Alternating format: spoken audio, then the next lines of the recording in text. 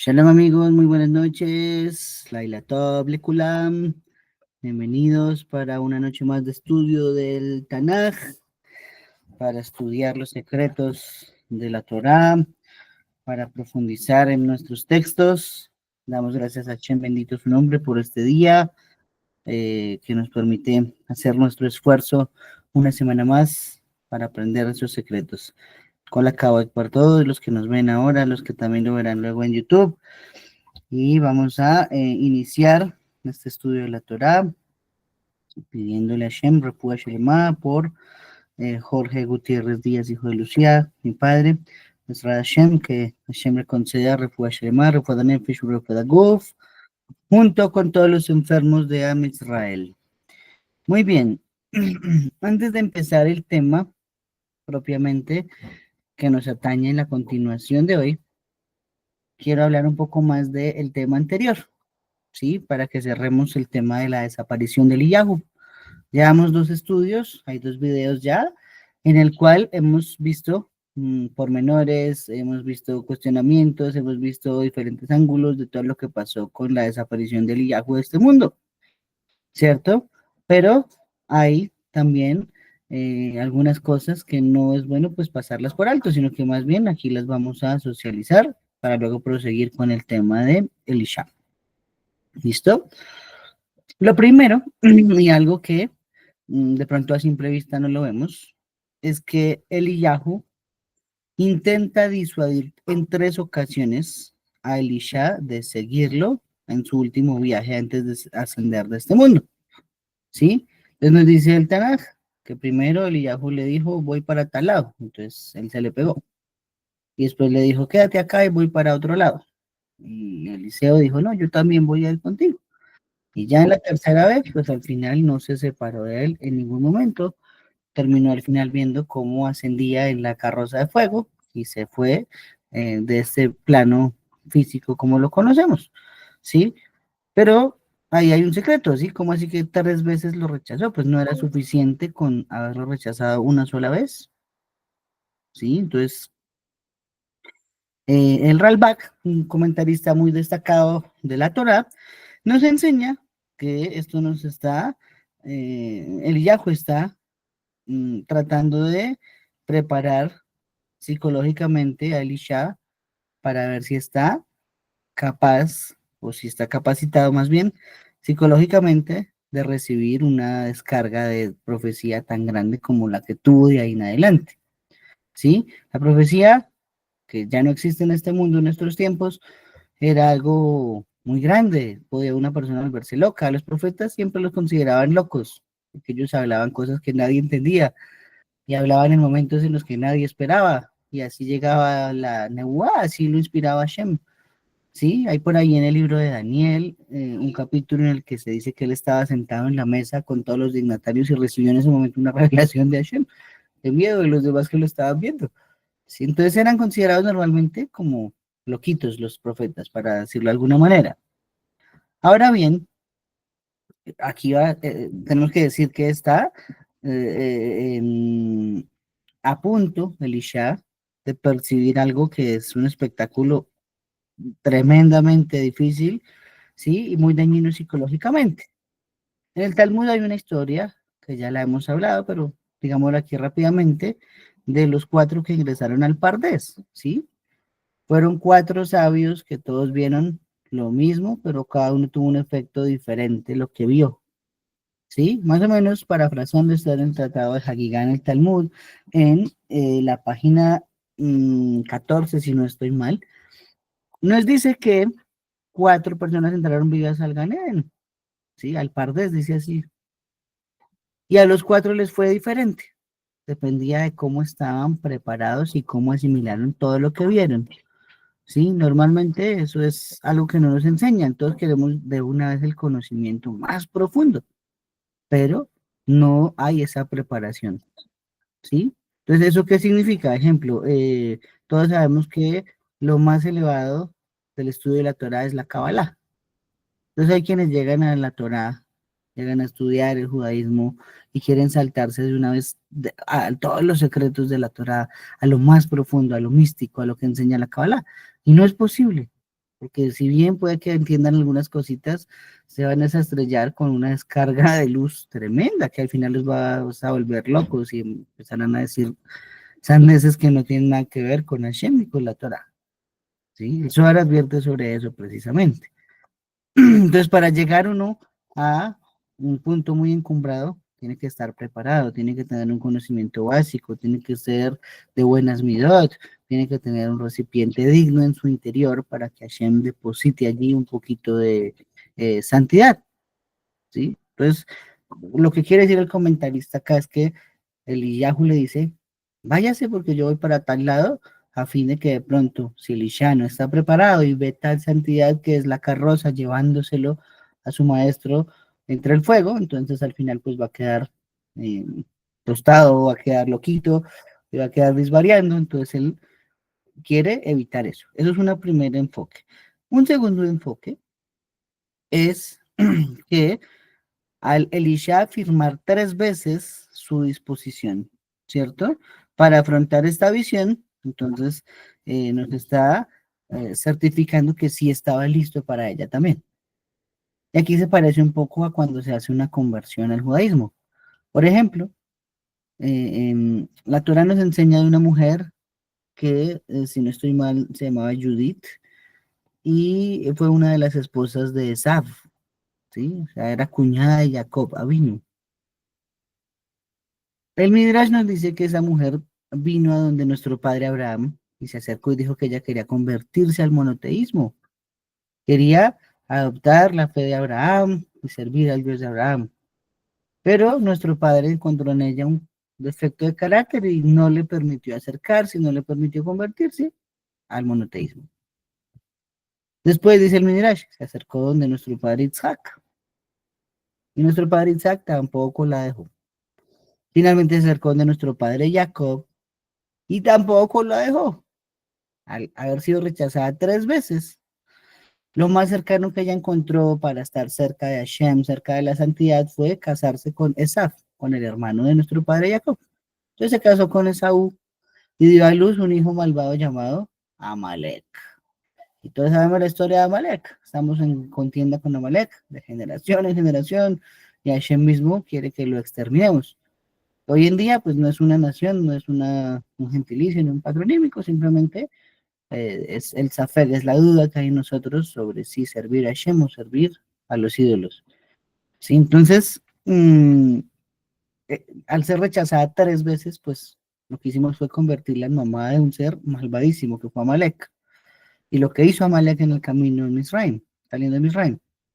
Ok, eso enseñó para todos los que saben un poquito del halajá, que cuando una persona se va a convertir al judaísmo, se le trata de frenar un par de ocasiones. ¿Para qué? Para que si una tercera vez insiste en que quiere convertirse al judaísmo, entonces es porque estamos seguros de que esa señora o ese señor están determinados a la acción que van a hacer. ¿Sí? ¿Por qué? Porque no hay desconversión.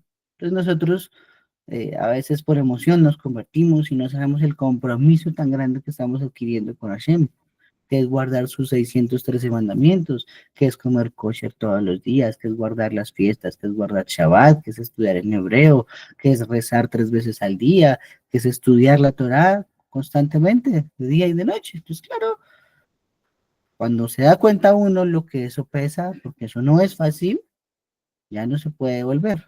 Entonces vamos a tener al final, si no se hacen filtros, judíos malvados, y eso es lo que no se quiere. Entonces, un poquito para aprender. La alhaja por eso establece que hasta 2 veces se rechaza a una persona para convertirse al judaísmo y si insiste y se ve esa perseverancia, una tercera vez se le permite convertirse. No hay sea que traigamos otro mamá de Amalek al mundo. Haz de Shalom, haz de Jalila. ¿Sí? Esto, por ejemplo, hay un ejemplo en el Tanaj, ya lo vimos, en el libro de Ruth. En el libro de Ruth está en 2 ocasiones que Ruth la quiso despachar. Le dijo, devuélvase a la casa de su padre. Después le volvió a repetir, devuélvase a la casa de su padre. Y una tercera vez ya no se la repitió, pues fue cuando Ruth dijo, tu pueblo será mi pueblo y tu Dios será mi Dios. Entonces al final, por eso Ruth es la primera conversa mujer al judaísmo. Y entonces allí tenemos que todo esto encaja para poder entender un poquito el concepto de por qué en 3 ocasiones Eliyahu rechazó a Elisha para que se fuera. ¿Sí? Entonces, al final, Ruth, por ejemplo, logró la realeza, incluso de sus descendientes está el rey David y el rey Salomón. Tremendo, ¿no? Entonces, lo que hizo fue grandioso delante de Hashem.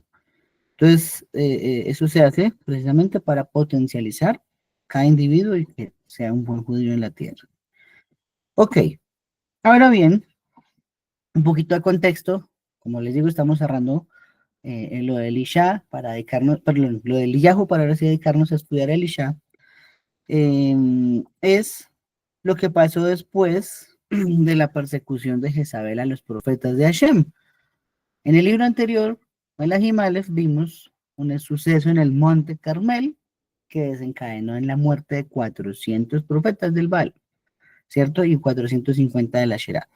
Entonces, después de eso, el siguiente capítulo, que es el 19, nos dice que Jezabel dijo que sí, ella iba a hacer todo lo posible por decapitar a Eliyahu, y Eliyahu pues tuvo que salir huyendo, llegó al monte Sinaí, bueno, ya sabemos toda esa historia. Pero a su regreso del monte Sinaí, dice el Malvin, que lo que hizo Eliyahu fue establecer 2 centros de estudio de la Torá, o sea, 2 academias de Torá, 2 yeshivot, digámoslo de esa forma. Uno en Betel y el otro en Jericó. ¿Sí? Entonces son 2 sitios diferentes. A esos estudiantes se les conocía como los Benei Nevi'im, los hijos de los profetas. Así está escrito en nuestro capítulo que estamos estudiando hoy en día, que es Melahim Bet, Perek Bet. ¿Cierto? Capítulo 2 de Segunda de Reyes. Ok, y entonces Elisha incluso nos dice acá en lo que sigue a continuación que visitó los 2 centros de estudios, ¿sí? Eliyahu en este sentido imitó a nuestro padre Jacob. Acordémonos que cuando nuestro padre Jacob, para Shabbat se iba a ver con Esaf, partió en dos su familia, ¿cierto? Por un lado unos y al otro lado los otros, para que si atacaba un campamento Esaf, el otro pudiera huir y sobrevivir. Y de esa forma garantizaba que siguiera existiendo la descendencia de Jacob. Podía ser que no funcionara, pero si funcionaba, pues al menos sobreviviría alguno de los muchachos y seguiría fundando Israel en adelante. Baruch Hashem, no pasó nada y todo siguió bien. Acá Elías hace lo mismo. No hay sea que Jezabel o Acab persigan uno de los centros de estudio de la Torá, mate a todo el mundo, entonces hay otra escuela en otro lado para que siga viva la Torá en el mundo. ¿Sí? Miren, todo esto que estamos haciendo es lo que mantiene viva la Torá. Los secretos, muchachos y muchachas. Esos secretos nuevos, esas novedades, Hidushim, eso es lo que mantiene viva la Torá. Porque yo soy seguro que todos leemos la Torá en español y ya no la sabemos de memoria, ya no sabemos la salida de Egipto, las plagas, no sabemos la entrega de la Torá, se abrió el Mar Rojo, el maná, todos lo sabemos. En nuestra lengua casi nada nos sorprendería del texto de la Torá, pero cuando lo profundizamos con todo este conocimiento, eso mantiene encendida el fuego de la Torá, eso mantiene viva la Torá. Entonces, Baruch Hashem, porque nosotros cada semana, una noche la dedicamos a este estudio, y así podemos tener viva la Torá. ¿Listo? Entonces, al final, quedan esos 2 centros de Torá que deja Eliyahu, uno en el norte y uno en el sur, ¿sí? Una manera de explicarlo según el Malvim es para poder influir en los 2 reinos. Recordemos que habían 10 tribus al norte y 2 tribus al sur. Y de esa forma, pues todos tendrían una enseñanza directa de la Academia de Eliyahu. Incluso eso se menciona, sí, se insinúa, digámoslo, pero se menciona también explícitamente en el Sidur. Cuando uno está terminando el rezo de Shaharit, siempre se dice, Tana de Eliyahu, Sahur Letov, se enseñó en la Academia de Eliyahu, de feliz memoria, que todo aquel que estudia la halajá recibirá una parte en el mundo venidero, ¿cierto? Entonces, desde esa época ya se tenía esa percepción y está mencionado allí en nuestros Sidures. Ok, ahora también vemos que lo que hizo Elisha, ¿cierto? Fue un pedido rarísimo, como así que tener una doble porción. Ya lo explicamos, pero acá hay otra opinión que no la mencionamos en los videos anteriores, y es de el Ralbak, que nos dice que Elisha, cuando pidió una doble porción del espíritu de Eliyahu, en realidad estaba pidiendo hacer el doble de milagros que hizo él. Y esto está insinuado en esencia, pero después trataremos de explicarlo un poquito mejor en los muertos. Elisha, perdón, Eliyahu resucitó a un muerto, era el profeta Jonás, ya lo estudiamos. Y en la vida de Elisha, él resucitó a dos muertos, ¿cierto? Incluso uno de ellos lo resucitó ya habiendo partido este mundo. Uf, hay unos secretos bravos cuando lleguemos a ese capítulo. Entonces, en ese ejemplo, nada más en ese apartado, se ve que hizo el doble de milagros de lo que hizo Eliyahu. Y más o menos ese sería el enfoque, que es el Ralbag, que significaba ese pedido tan raro. Ok, ahora bien, podemos aprender de Eliyahu en sus últimos instantes también, ¿no? En la transición que hubo de Eliyahu, que hacía todo con mucho rigor, hacia Elisha, que hacía todo con un poquito más de amor, entonces el pueblo también tuvo un impacto al hacer ese cambio, ¿sí? Porque hay unos que nos gusta más la rudeza. Yo, por ejemplo, hablo por mí. Yo a veces entiendo más con órdenes directas y duras, pues a mí me crió un militar. Mi padre fue militar, entonces así aprendo yo un poquito más. Pero hay quien no fue criado así, y si se le dice una orden directa, se pone triste y no aprende y se frustra, entonces hay que decir las cosas con amor. Todos somos un mundo diferente. Entonces ahora esa transición de Eliyahu a Elisha empieza a ser que Elisha es más cariñoso, Elisha es más cercano al pueblo, Elisha tiene un poquito más de sentido comunitario, ¿sí? Para pensar en el beneficio de todos. Ok, eso estaba insinuado en cómo empezaron cada uno su intervención en la historia. Mientras que Eliyahu empezó diciendo, no va a llover hasta que yo diga, Elisha empezó diciendo, vengo, les hago un banquete con las 12 yuntas de bueyes. Pues claro, qué trato tan diferente que tuvieron uno con el otro. Y eso está bien, no significa que Eliyahu estuviera mal y Elisha estuviera bien, solo que son diferentes y ambos estaban manejando su propio estilo de cómo traer al mundo la profecía y cómo ejecutarla. ¿Sí? Entonces, eso es muy importante.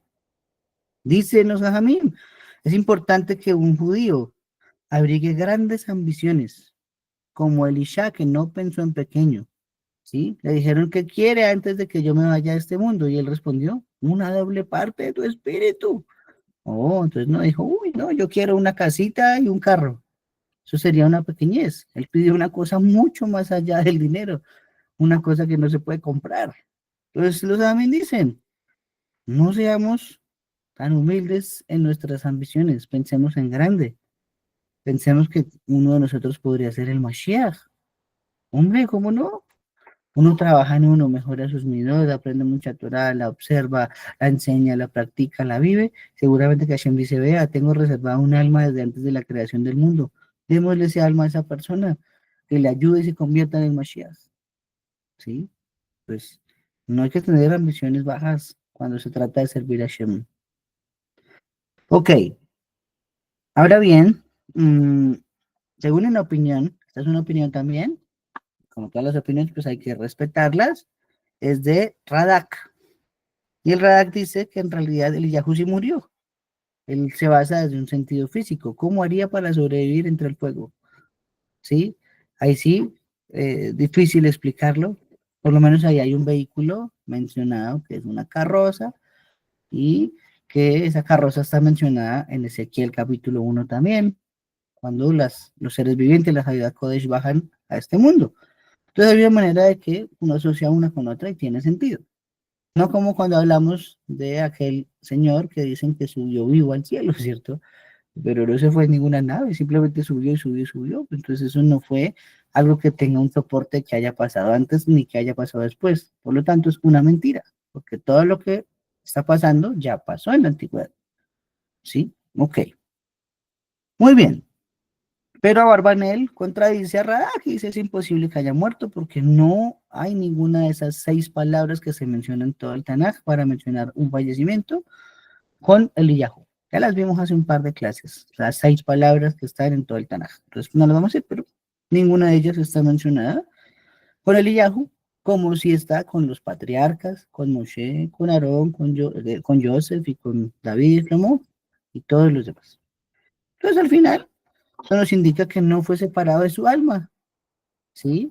Ahora, hay muchas formas de morir, ¿no? Esto también lo enseñan los Jajamim. Los Jajamim nos dicen que una forma de morir, pues obviamente es la literal, partir de este mundo, el abandono del alma del cuerpo. Ok. Pero otra forma de verlo, por ejemplo, es cuando Datán y Abiram. Dice la Torá, Hashem le dijo a Moshe, los que te querían matar han fallecido, están muertos. Los que te perseguían están muertos. ¿Qué dice el Midrash? Se refiere a Datán y Abiram, que empobrecieron. Y como empobrecieron, una persona que es desposeída, que empobrece, que lo pierde todo, es como si estuviera muerto. Y en realidad, la pobreza se siente como con ganas de uno morirse todo el tiempo. Es cierto, no es discriminatorio, pero es verdad, Hazbe Shalom, que nadie tenga que vivir esa situación porque es horrible. Y otra manera de explicar la muerte o un muerto es la que dijo nuestra matriarca Rachel.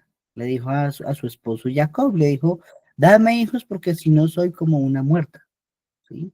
De lo cual aprendemos que una persona que no ha tenido hijos, entonces podría llegar a sentirse como que está muerto, podría ser considerado como que está muerto. Bueno, sobre eso hay muchas también explicaciones que nos dicen que hijos es aquellos que cría, ¿cierto? Aquellos que enseña, aquellos que educa, por lo tanto, sus discípulos, sus estudiantes, sus aprendices, o los que cuidó, los que ayuda a formar, son considerados como sus hijos.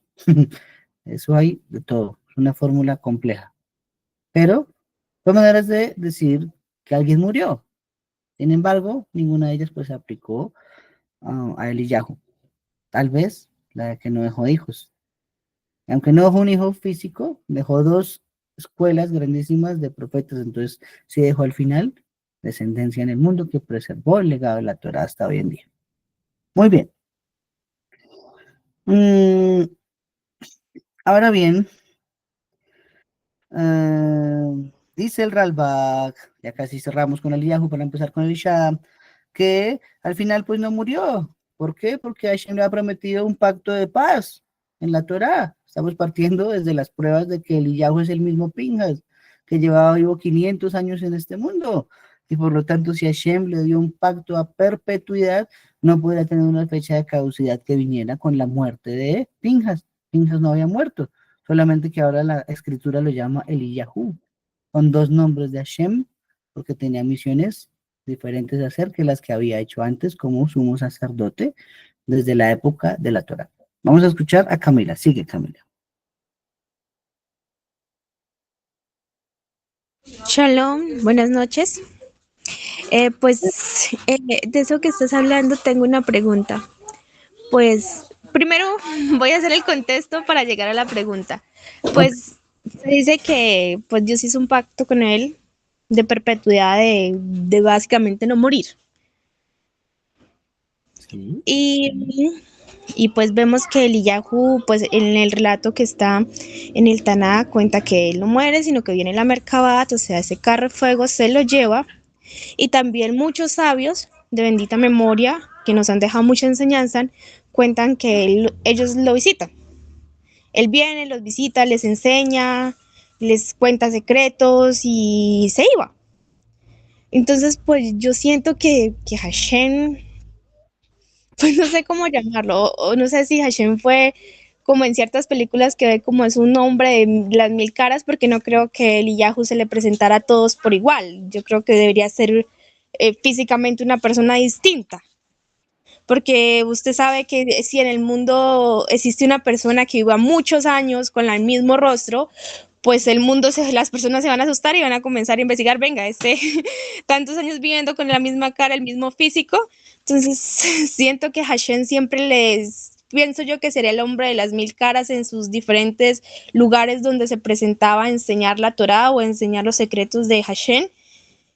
Y siento que ese pacto que hizo de perpetuidad, pues en algunos sabios piensan que sí falleció, pero yo en lo personal siento que no y que en realidad es para permitirle que él vaya y venga como mensajero constantemente y que aún tiene que venir. Muy bien, ese comentario que tocas de decir tiene un soporte en el Talmud. La Gemara nos enseña en diferentes contextos que Eliyahu se aparecía a los Jajamim y les hacía cosas diferentes. A unos les daba consejos, a otros les ayudaba económicamente, a otros les enseñaba Torah abiertamente, a otros los castigaba. Bueno, hay muchas cosas en el Talmud, en muchos tratados mencionados sobre él, pero efectivamente no tiene un patrón de que tuviese el mismo rostro siempre, todos lo veían diferente. En lo que convergían es que aparentemente la forma más común en que él se muestra en el mundo es como un pordiosero o como un árabe. Y entonces eso es para probarnos a nosotros, nada más con la reacción, ¿sí? Uy, cuando se acerca un pordiosero, se acerca un musulmán, entonces no sabemos que si es el Iyahu Naví. Precisamente tiene que estar vivo, porque en el profeta Malaquías, Malaquí dice que el Iyahu va a venir a anunciar la llegada del Mesías. Y si lo va a anunciar, como puede aparecer en cualquier momento, eso significa que tiene que estar vivo todo el tiempo el Iyahu para poder anunciarlo, ¿sí? Esa es otra prueba. Entonces, al final, yo estoy seguro que lo que dices es correcto. Vi una serie hace un año, hace unos 2 años, que se llama Sandman, que tiene que ver con los sueños y la ensoñación. No es judía la serie, pero hay unos capítulos en los que pasa algo como lo que dices tú.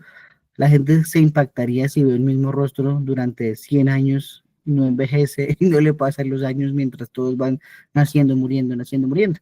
Entonces él, el protagonista de ese sueño, se disfrazaba, se dejaba la barba durante 100 años, en otras se calviaba. Entonces él decía que era hijo del hijo del hijo del hijo y así pues la gente no tenía un impacto. ¿Sí? En la práctica no sabemos cómo haya sido, si todo el mundo sabe que era Pinjas o no sabe que era Pinjas, solo sabemos que por lo menos sí era muy respetado, tanto si se llamaba Pinjas como si se llamaba Eliyahu, ¿sí? Muy buen apunte, que es para darle sentido a todo. Muy bien, eso que dices estuvo muy bien. Ahora bien, aquí empezamos la transición a Elisha, a Eliseo, hijo de Shafat. Entonces hay un paralelismo final entre Eliyahu y Moshe, ¿cierto? Moshe al final partió de este mundo al otro lado del Jordán, ¿cierto? Asimismo, Elisha, para irse de este mundo, se fue para el otro lado del Jordán, quería ser como su maestro, ¿sí? Eso es algo que nunca nos habíamos dado cuenta. Tremendo. Así sería el respeto que le tenía Eliyahu a Moshe Rabbeinu. Y por otro lado, cruzó y dejó el manto. Recordémonos que el manto se le cayó al talit para que Elisha hiciera un regreso triunfal a Eretz Israel otra vez, dicen así los Jajamín. Así él llegaría de una vez abriendo el río. No entró pisando pasito a ser el grande de su generación, Eliseo. Empezó fue partiendo un río en dos. Lo mismo que hizo Yehoshua, lo mismo que hizo Eliyahu. Entonces, entró pisando duro. Sí, y por eso ganaría de una vez el respeto de todos los Bene Yanevín, de todos los hijos de los profetas. Ya no era necesario abrirlo para cruzar, sino más bien para realizar una oportunidad de crecimiento. ¿Sí? Ahora pensemos por un momento. Elisha no pudo abrir el río inmediatamente. Por eso dice la frase, ¿dónde está el Dios de Eliyahu? ¿Dónde está el Dios de mi maestro Eliyahu? Eso significa que tuvo dificultad y no le funcionó de primeras. ¿Qué pasó allí? Los Jamí lo explican de una manera diciendo que uno, Hashem quería que involucrara la tefilá, el rezo, que le pidiera, que le clamara. Al él clamar, ¿dónde está el Dios del Yahoo para poder abrir el río? Hashem respondió inmediatamente. Para enseñar que aunque fuera un profeta y fuera un sadik y fuera santo, tenía que rezar. Tenía que pedir verbalmente lo que necesitaba de Hashem. ¿Sí? Hashem sabe que necesitamos, es cierto. Pero si no lo expresamos con nuestra boca, pues no sabemos si Él no nos los conceda. No es suficiente con hablar de nuestro corazón ni en voz baja. Hablen con Hashem. Comuníquense con Hashem. Aprovechen para hablar con Hashem. Eso nos quiere enseñar, por una parte, que no le funcionará de una vez el abrir el río Alisha. ¿Sí? Por otro lado,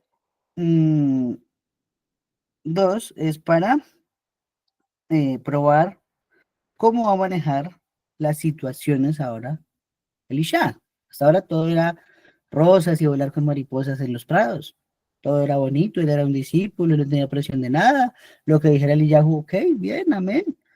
Pero ahora que él es el grande en Israel y no le funcionó en su primer acto de profecía, que era abrir un río, entonces Hashem lo está poniendo a prueba y enfrente de 50 profetas más, ¿cierto? Así se iba a saber qué tipo de líder iba a ser Elisha, ¿sí? Entonces, Hashem nos pone esas pruebas, ¿no? Dicen, alguna vez estudié, ¿no? Que el Mashiach tiene que pasar por 10 pruebas, como fue nuestro padre Abraham. La prueba de la riqueza, la prueba de la pobreza, la prueba de los honores, la prueba del ego, la prueba de la idolatría.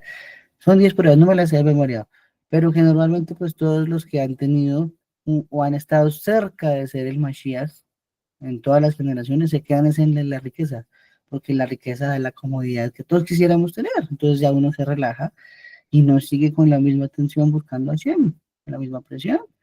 Por lo tanto, pues Hashem no le manda el alma del Mashiach a nadie, ¿sí? Al que lo supere será porque va a saber manejar muy bien sus riquezas, ¿sí? Pero Hashem nos pone esas situaciones a ver cómo las manejamos, ¿sí? ¿Cómo llegó Moshe a ser grandísimo? Primero cuidó unas ovejas. ¿Cómo llegó a ser David grandísimo? Primero cuidó unas ovejas. Cuando Hashem vio cómo cuidaba sus ovejas, le confió el pueblo completo. Entonces pensemos por un momento, si un hombre no es capaz de tener su hogar, de cuidar su hogar, de formar sus hijos, de enseñarles, de llevarlos por el buen camino, de educarlos, ¿cierto? Pues al final, ¿cómo Hashem le va a confiar a Israel? Ni modo. Pues hablo por todos porque nadie lo ha logrado. Entonces, deberíamos pensar primero en mejorarnos nosotros mismos, a ver si al final influimos positivamente en el resto de la comunidad de Israel. Muy bien, empiezo la lectura de hoy en Melahim Bet, Perek Bet, Pasuk, Yutet. ¿Listo? Segunda de Reyes, capítulo 2, versículo 19. Dice así el Tanaj. Con el tiempo, los hombres de la ciudad dijeron a Elisha, mira, la situación de la ciudad es buena, tal como de mi amo, pero el agua es mala y la tierra está causando abortos. Ante eso él dijo, tráiganme una escudilla nueva y pongan sal en ella. De modo que se la trajeron. Entonces él salió a la fuente del agua y echó sal en ella y dijo, esto es lo que ha dicho Hashem, de veras hago saludable esta agua. Ya no resultará en muerte ni en causar abortos. Y el agua continúa saneada hasta el día de hoy, conforme a la palabra de Elisha que él habló. Hasta ahí un momento y lo analizamos. Entonces, tenemos una ciudad que se llama, si no estoy mal es Jericó, un segundo, sí es Jericó, ok. No es la misma Jericó que destruyó Yehoshua, ojo. Es otra ciudad que se llamaba Jericó, también una homónima, pero tiene un problema y es que el agua no es potable. Pasa un río, pero es aguas que no son consumibles por el ser humano. Por lo tanto, ¿qué hace Elisha? Cuando le plantea a la comunidad su problema, hace algo con la inspiración divina que hace que ahora el agua quede limpia y todo el mundo pueda disfrutar de agua fresca y obviamente eso abarata el costo de la vida inmediatamente, ¿sí? Dice el Talmud, si los precios de los alimentos son caros, es porque no hay agua en la tierra. Porque cuando hay mucha agua, pues baja de una vez el costo de vida porque el agricultor no necesita poner regadíos, ni poner mangueras, ni estar rociando las plantas todos los días, sino que el trabajo se hace solito, cae agüita de Baruch Hashem y se multiplica la comida en la tierra. Entonces el agua es vital, vital, man. ¿Qué podemos analizar un poquito sobre esto? ¿Listo? Lo primero es la forma en que, dice la Gemara, perdón, dice Rashi primero que todo, los habitantes de ese lugar perciben un encanto en él, ¿sí? Solo quien vive en un lugar sabe lo bonito que es ese lugar. Entonces, un ejemplo, tenemos personas acá que están en el llano, en nuestra sala de estudio, ¿cierto? Uf, el llano es una belleza. Yo mismo vivía allá muchos años, me encanta. Cada que se me permite, voy allá, Entonces, los habitantes de allá saben que es hermoso el amanecer, que es hermoso el campo, que es hermoso el paisaje, el ganado, la carne a la llanera, las arepas, el agua de panela, o sea, es espectacular el llano, ¿sí? Tus habitantes lo saben todo el tiempo porque lo ven todo el tiempo. Alguien que no va así esporádicamente dice, pues sí, bonito. Pero nosotros ahora jugamos el otro lado de la moneda, vivimos en Bogotá. Acá también nosotros encontramos nuestro lado bueno a nuestra ciudad. Entonces nosotros tenemos y sabemos también los puntos bellos de la ciudad, los puntos donde hay tranquilidad, la zona favorita donde a uno le gustaría la ciudad, el centro comercial favorito. Entonces solamente, dice Rashi, el que vive en un lugar conoce el encanto de ese lugar. ¿Cómo lo aprendemos? Pues el versículo dice que ellos le dijeron, la ciudad es buena, tal como de mi amo, pero el agua es mala. Pues claro, están resaltando una cualidad positiva. Y ahora sí dice la Gemara, Masejet Sotá, página 47a. Hay tres tipos de encanto que perciben algunas personas específicas. Ojo, tres tipos de encanto que perciben personas específicas. Uno, el encanto de un lugar sobre sus habitantes, el que acabamos de mencionar. Solo sus habitantes lo perciben en una gran totalidad. Número dos, el encanto de una mujer hacia su marido, a pesar de sus defectos. Aquello de que el amor es ciego. Todos tenemos defectos, indefectiblemente. Todos, indudablemente, perdón. Todos tenemos defectos. Pero solamente la esposa o el esposo, ¿cierto? Perciben aún así el encanto de esa persona. Para todos los demás puede ser una piltrafa de ser humano, pero su pareja lo ve bien. Entonces, es uno de esos encantos que solo perciben personas específicas. Y número tres, el encanto de un artículo para su comprador, ¿sí? ¿Por qué? Puede haber alguien multimillonario, pensemos en Elon Musk, que se compra un Mercedes-Benz y está aburrido porque al final al otro día no le gustó el color, pues no percibió el encanto. Pero tenemos en otro lado del mundo una persona que con un esfuerzo del berraco se pudo comprar un Renault 4, Baruch Hashem, un carro también. Y esa persona percibe ese carro como lo más hermoso, lo mantiene aseado, lo mantiene bien de llantas, le hace sus mantenimientos a tiempo, ¿cierto? Brilla la pintura, lo cuida, lo anda despacio, entonces solo él percibe el encanto de lo que compró, ¿sí? Entonces esas son las tres cosas. Ahora bien, eh, em, dice el Shar a Emuná, ¿cierto? Cada profeta, ya dijimos, tiene un estilo diferente. Ningún profeta profetiza igual al otro, ¿sí? Somos mundos distintos. Ni siquiera el papá y el hijo son iguales. Puede que se parezcan muchas cosas, pero tienen sus diferencias. Entonces así vemos que Moshe recibía todo muy claro de parte de Hashem. Ya lo hemos estudiado. La Torah misma lo dice. Y Hashem mismo lo dijo. Cuando yo hablo con todo el mundo, le hablo en visiones, en sueños, en trances, lo que sea. Pero con Moshe no. Moshe le hablo como si fuera un amigo de boca a boca. Panim be panim. ¿Cierto? Ok. Entonces él transmitía al pueblo también, Moshe, todo de manera muy clara. Por eso leer la Torá es un poquito más sencillo que leer los profetas. Uf, los profetas es difícil, muchachos, difícil. Nada más uno lee en hebreo y la boca no puede fluir igual que fluye con la Torá. Ahí no dice vaya a ver, Adonai Moshe Lemor, y uno ya sabe más o menos que sigue, ¿cierto? En cada uno de los pasukim de la Torá. No, aquí en el Tanaj eso es bravo, bravo, bravo poder entenderlo, poder leerlo nada más. Entonces, asimismo, se ven las diferencias. Mientras Moshe recibía todo muy claro, por ejemplo, Shmuel lo recibía más encriptado, ¿sí? En ocasiones, el mismo Shmuel no sabía lo que decía, porque dice primera Shmuel 1:12, Hashem envió a Jerubal, Bedán, Iftach y Shmuel, ¿cierto? ¿Cómo así que a Shmuel? Si él mismo está escribiendo de él para que se mencione el mismo, entonces dice los amén. Es porque ahí él se está mencionando a sí mismo porque no es consciente de lo que estaba diciendo. Eso tiene que ver con que sus visiones no eran tan claras como las de Moshe Rabbeinu.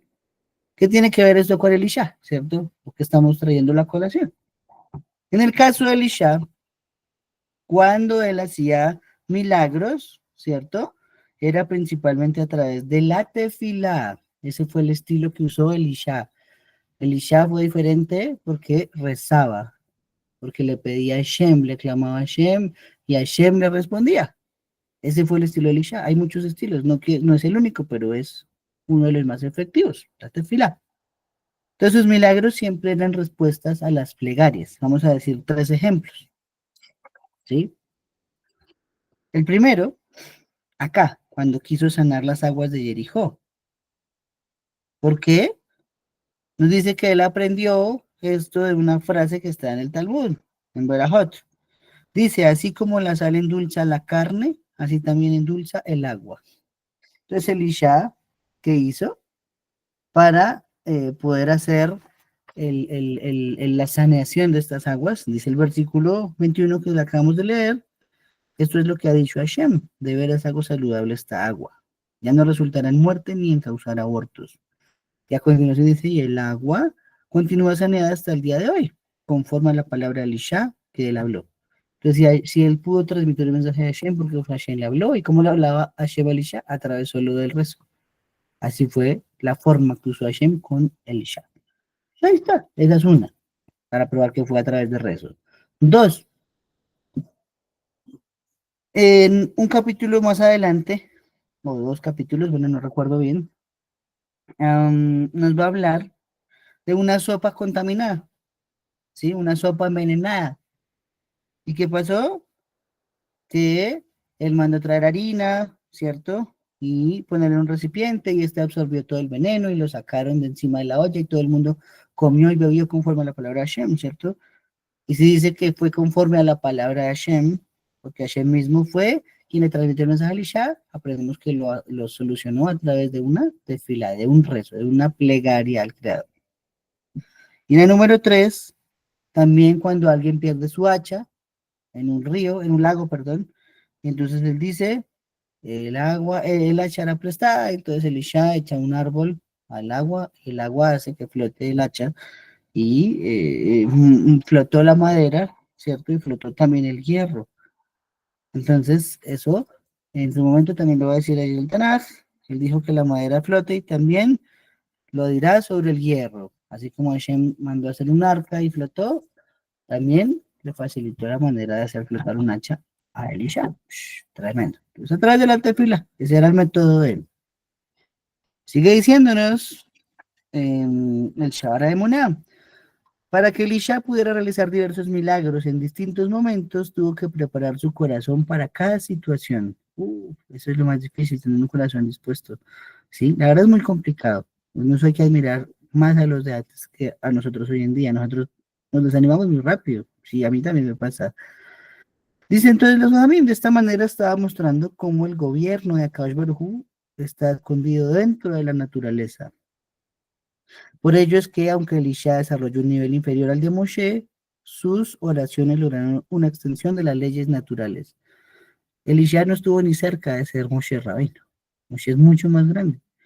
Pero lo que pasaba en la naturaleza cuando clamaba a Elisha era una cosa brutal. Eso es para demostrar el poder de la tefila. Muy bien.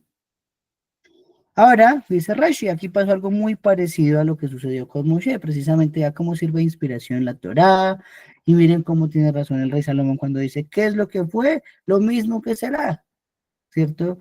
Ya sabíamos que en la Torá sucedió que en Mará Moshe vio el agua amarga y puso allí un árbol cuya madera es amarga. Entonces el agua se volvió dulce y potable. Eso es un milagro dentro de otro milagro. ¿Cierto? ¿Cómo así que la amargura se le echa más amargura y se vuelve dulce? Tremendo, eso se lo puede venir de Hashem. Tal vez de allí se inspiraron los matemáticos para decir que menos por menos da más, ¿sí? Sí, entonces tiene mucha lógica, mucha lógica. La Torah es muy lógica. Entonces al final, Elisha, inspirado por su maestro Moshe Rabbeinu, por nuestro maestro Moshe, hace algo igual. Toma un árbol que su madera es amarga y el agua se vuelve ahora dulce y potable. ¿Sí? Tremendo, tremendo. Y entonces por eso todo lo que ha sucedido ya pasó y volverá a pasar en el futuro. Entonces por eso allí podemos tener una visión clara de qué cosas son ciertas, qué cosas no son ciertas. Si son cosas nuevas que nunca se han visto, eso no está pasando conforme a lo que dice el Tanakh, lo que dice la Torah. Pero si pasaron cosas y en la antigüedad se llamaban de otra forma, sí, eso es normal y va a seguir pasando en el futuro. Ahora bien, sigo con la lectura. Dice así, procedió a subir de allí a Betel. Mientras iba subiendo por el camino, hubo unos muchachitos, se hacía en la traducción, que salieron de la ciudad y empezaron a mofarse de él y que siguieron diciéndole, sube calvo, sube calvo.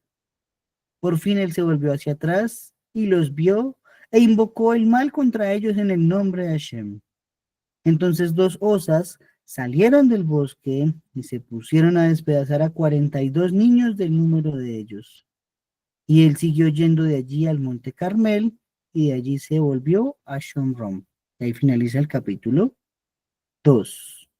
Y de estos dos versículos vamos a analizar algunas cosas, ¿sí?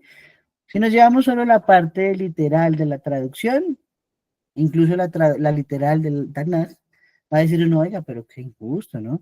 Eran unos niños. Pues un niño es susceptible a hacer bullying, a montarla, ¿cierto? Pues, ¿cómo iba a reaccionar así si le dijeron calvo? Bueno, entonces toca otra vez coger todo el contexto. El contexto nos está diciendo que él acaba de sanear unas aguas, ¿no? Pero no podemos suponer que eran niños los que estaban haciendo eso, porque aunque fuesen niños inmaduros y montadores, ¿cierto? Pues no creo que los niños se atrevan a hacerle eso a un adulto, ¿sí? Y más a un adulto de la talla de Elisha, perdón, que no se metía con nadie. Dice Rashi, en este contexto no debemos entender Naharim Ketanim, ¿sí? Jóvenes pequeños como niños, a quienes maldijera Elisha. No, más bien estamos hablando de hombres vacíos de misbot y de una pequeña fe. Oh, entonces si los está llamando el Tanakh como niñitos, niños pequeños, sería mejor la traducción, se está refiriendo a que eran así pequeñitos, pero en Torah. Entonces eran insignificantes. ¿Cómo se mide en realidad una persona? No se mide por el dinero, no se mide por lo bonito, se mide por la Torah que conoce y por la Torah que vive. Porque también tenerla en la cabeza y no vivirla no sirve para nada. Vivirla y conocerla. Entonces así sí se puede medir el tamaño de una persona. Por lo tanto, dice Rashi, se está refiriendo a esas dos cosas. Estaban vacíos de mitzvot, de mandamientos, vacíos de mandamientos y pequeños de fe. No tenían ninguna. Entonces, aún así, Elisha después fue castigado de todas formas por tratarlos con dureza, porque esta fue de las poquitas ocasiones en que vemos que Elisha reaccionó como fuerte. Él siempre buscó una manera conciliadora y amorosa, como lo dijimos, menos en esta y menos en la lepra en la sala de Gehazi, que era un tema de más adelante. Ahora bien, estos hombres le decían, vete calvo, sube calvo, sube, sube, sube, o sea, sube, vete, vete, vete, ¿sí? ¿Por qué? Ahora sí vamos a entender el por qué lo maldijeron y el por qué también reaccionó así Elisha. El contexto nos estaba diciendo que las aguas fueron saneadas. Por lo tanto, dice Rashi, ellos están diciéndole, nos has dejado este lugar calvo. ¿Cómo así que nos has dejado este lugar calvo? Hasta este momento, esos jóvenes, 42, tenían una empresa y esa empresa se encargaba de traer agua potable a esa ciudad. Entonces no tenían competencia. Traían el agua desde otro río, la transportaban, me imagino yo que en animales, y la llevaban a la ciudad y la vendían a precios caros, ¿cierto? Así era como funcionaba esa empresa. Ahora, al tener todo el mundo acceso a una agua potable, limpia, cristalina, que fluía del río, se acabó el negocio. Tu merced, ya todos somos capaces de ir allá afuera de la ciudad con nuestra tinajita y llevar el agüita a la casa, gratis, porque el agua es de Hashem, no es del acueducto, ¿sí? Oh, entonces ahora sí entendemos. ¿Por qué se metieron con Elisha? Pues claro, el hombre fue y les dañó su negocio. Ellos traían el agua de lejos y así se ganaban el sustento, ¿cierto? pero como el agua se volvió dulce, ahora perdieron su sustento. He leído muchas cosas sobre empresas. Baruch Hashem, trato siempre de aprender un poquito sobre eso también, porque es muy difícil dirigir una empresa, de verdad, tiene una complejidad grande, de que si uno se queda quieto, se lo come el avance del mundo, ¿sí? Hace 20 años, 25, yo me acuerdo que mi padre y mi madre alquilaban unas películas en una empresa aquí en Bogotá que se llamaba Betatonio, y tenían hartas sedes, que eran películas en tipo VHS. Y ellos creyeron que eso iba a seguir el mundo así, que nunca iba a cambiar. El mundo después de eso pasó a CDs, pasó a DVDs, pasó a USBs. Hoy en día ni siquiera son discos externos. Es todo un software que es Netflix, HBO, Amazon. Todo evolucionó. Betatonio no existe. Se quedaron en una manera de hacer las cosas antigua. No evolucionaron. Y cuando uno no está a la vanguardia de su negocio, se va a terminar extinguiendo porque se volvió obsoleto. Entonces siempre es una enseñanza de acá de la Torá. Esos muchachos creyeron que el agua iba a durar para siempre contaminada. No buscaron otros pueblos donde vender el agua, ni otras actividades con que ganarse la vida. Por lo tanto, cuando el agua se saneó, quedaron en la ruina, porque ya nadie los iba a contratar para nada. Entonces eso nos enseña a no quedarnos en un mismo lugar, no quedarnos en una misma actividad económica, sino ir todo el tiempo progresando, progresando, progresando. Ahora bien, Eh, dice la Gemara, Masejet Sotá, página 46b. Es muy importante acompañar a otra persona, ¿cierto? Y que en medio siempre haya palabras de Torah. ¿Sí? Eso es muy importante. Uno ir por el camino, claro que es bonito poner música, disfrutar el paisaje, pero también en medio de todo eso uno puede estudiar una Mishnah, una Halajá, ¿cierto? Puede estudiar una Gemara, un Midrash, puede estudiar Musar. Puede reflexionar sobre su vida, cómo enfocarla un poquito mejor. Ok, debemos hacer eso siempre. Sigue siendo la Gemara. Quien no acompaña a otro o no se deja acompañar es como un derramador de sangre y responsable de cualquier muerte que ocurra como resultado de su inacción. Entonces, pone esta prueba. La prueba es que si los habitantes de Jericó, de esa ciudad, hubieran acompañado a Elisha, ¿cierto?, en su camino hacia Betel, entonces este no habría incitado a los osos a atacar a los muchachos, ¿sí? Pues habrían despedido a sus jóvenes y evitado lo que ocurrió después. Entonces, cuando uno no tiene, como decimos, si no tiene ese método de presión o de que lo midan a uno, de que lo controlen, pues uno termina haciendo cosas desmesuradas, sin medidas, ¿sí? Eso significa, al contrario, si tiene una policía encima, trabaja mucho mejor, funciona mucho mejor. El ejemplo, cuando uno va por la calle y uno tiene puesta una equipada o lleva puesto los tzitzit, uno dice, oiga, si yo llego a hacer algo mal, nadie va a decir, uy, fue ese señor, fue ese judío. No, todo el mundo va a decir, los judíos son así. ¿No? Entonces uno dice, yo tengo una responsabilidad grande y no me puedo poner a comportarme públicamente mal porque todo el mundo va a traer una maldición de ojo o de palabra contra todos los judíos del mundo, ¿sí? Ejemplo también, cuando uno se viste bien, uno se viste entonces así, con corbata, con el traje, con el buen peinado, uno no va a decir malas palabras, no se va a expresar mal, ¿cierto? No está a la usanza de lo que tiene puesto. Entonces, así mismo, para cerrar el comentario, la Gemara dice, lo hubieran acompañado los habitantes de Jericó, pues él al menos por pena no maldice a los señores, y se evitan 42 muertes en Israel, ¿sí? Entonces dice, eran Nearim Ketanim. Nearim Ketanim. Traduciría literalmente, Nearim son jóvenes, Ketanim son pequeños. Jóvenes pequeños. Lo tradujeron en las traducciones normales como niños. Pero no eran niños, eran señores. ¿Por qué Nearim?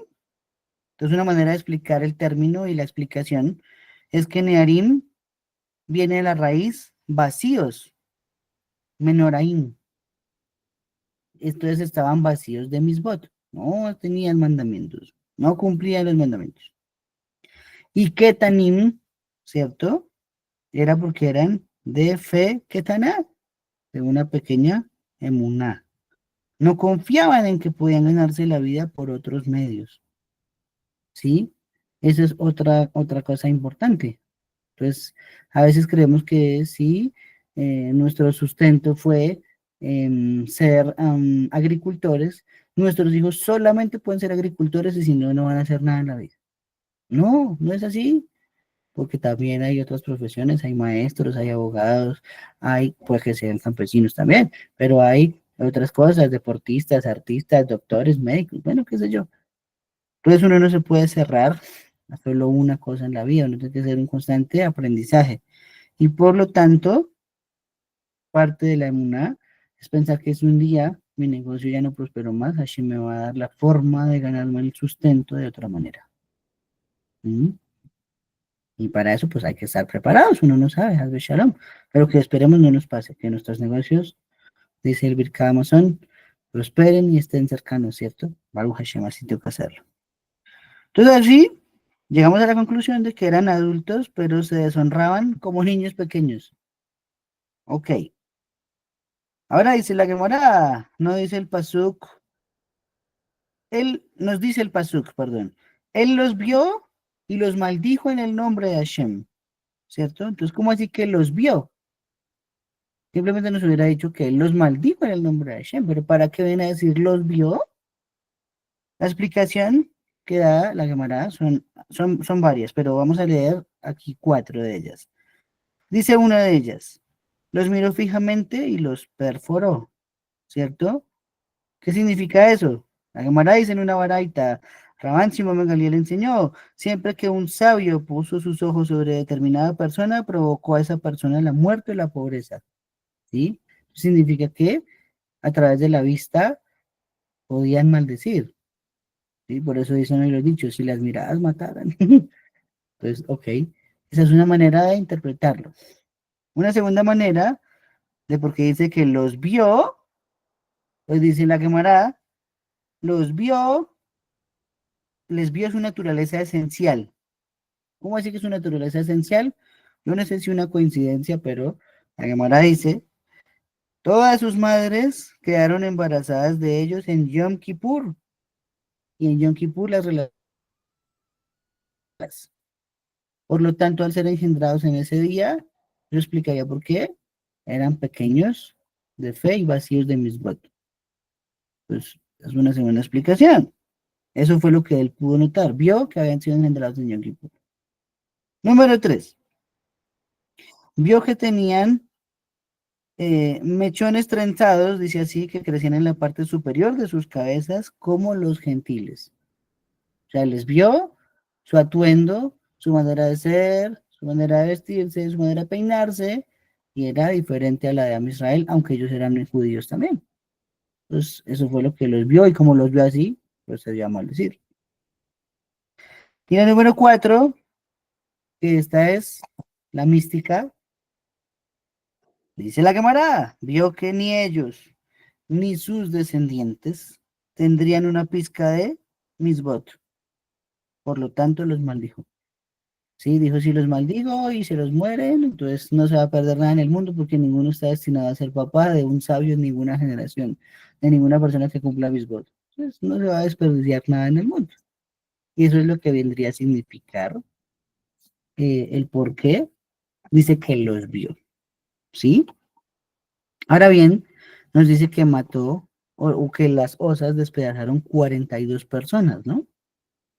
Yo supongo, no sé, estoy tratando como de entender que usó el mismo método de Moshe Rabbeinu cuando mató al egipcio, ¿sí? No fue que se levantó Moshe y le cogió a martillazos, le golpeó la cabeza y lo mató.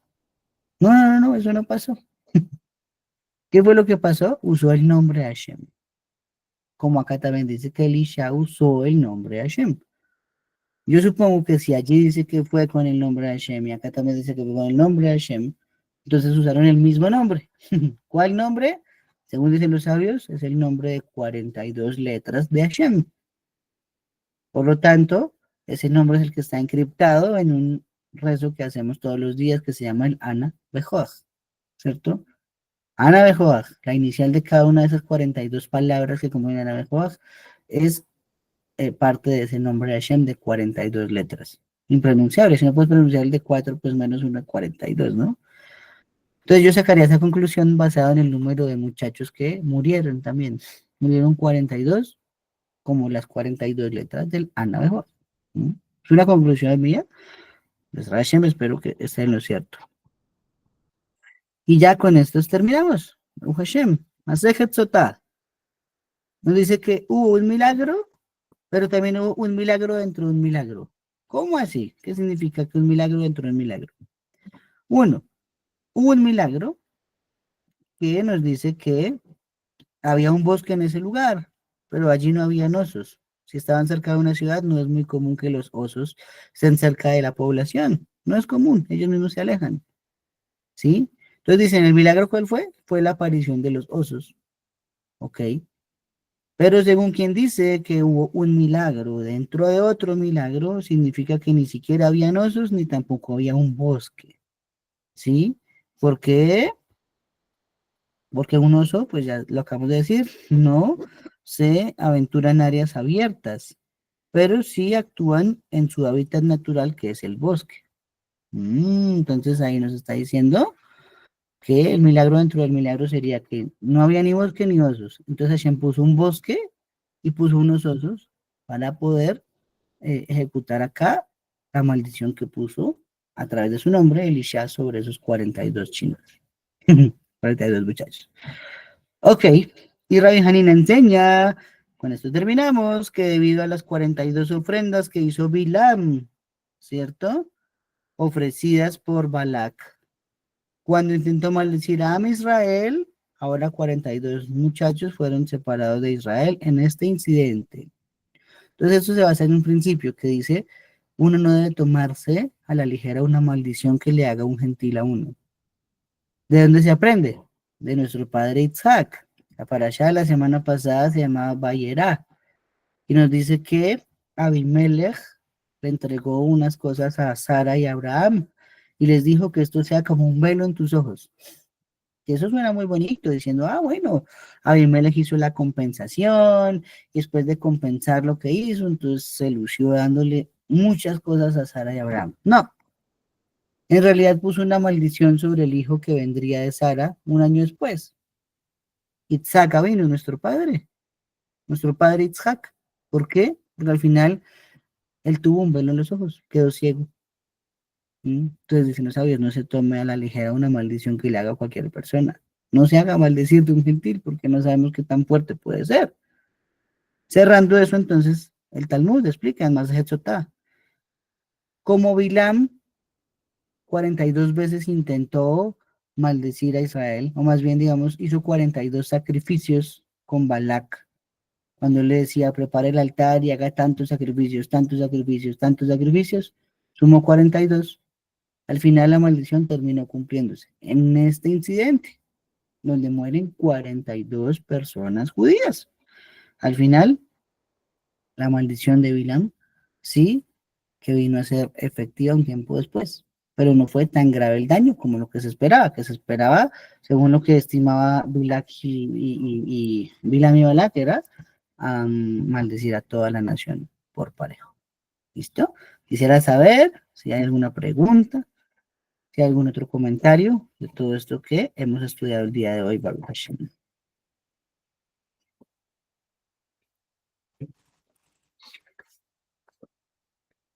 Sigue, Camila, por favor.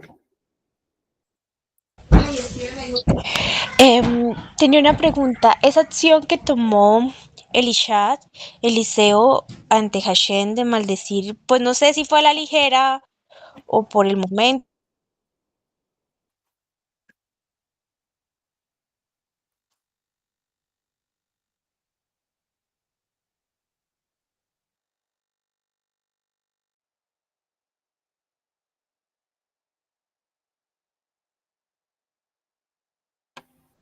Hola, hola, hola. ¿Me escuchan? Hola, hola. Uy, yo no escucho. ¿Me escuchan? No escucho a nadie.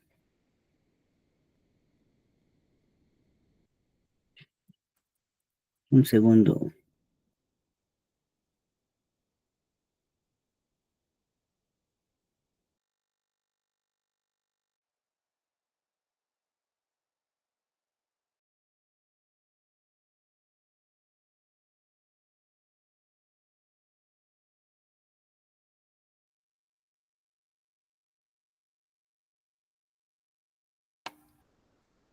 Hola, hola, hola. ¿Me escuchan?